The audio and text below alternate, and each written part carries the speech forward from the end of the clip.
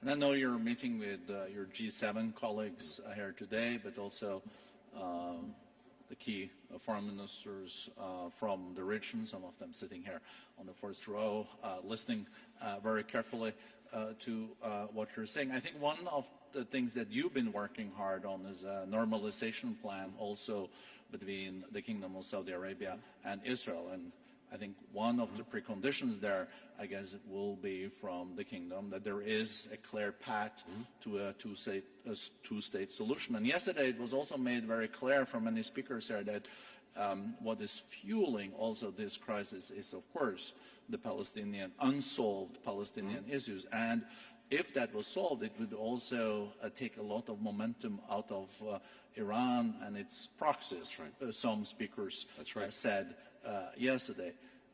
Do you feel that there is progress on the Saudi-Israeli peace? And do you feel that the Israelis sees the connection between the momentum for Iran and their proxies based on the big impasse that we've faced for decades on the Palestinian issues? So, first, I think the single biggest, most effective rebuke to both Iran and Hamas would be Israel having normal relations with every country in this region and the realization of a Palestinian state. Of course, both Hamas and Iran have opposed a two-state solution. So almost by definition, achieving it would be a profound rebuke to everything that they've stood for and destroyed for in over many years. Second, when it comes to normalization, look, I'm not going to speak for our hosts here, except to say that we have done intense work together over the last months. And in fact, well before October 7th, this is what we were focused on.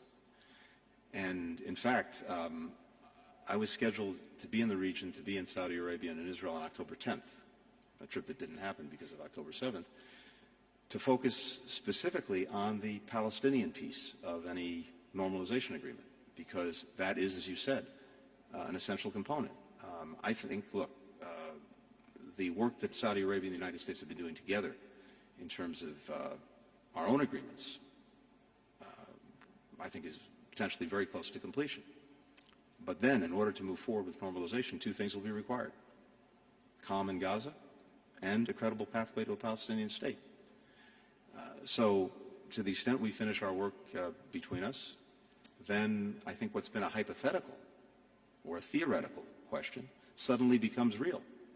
And people will have to make decisions.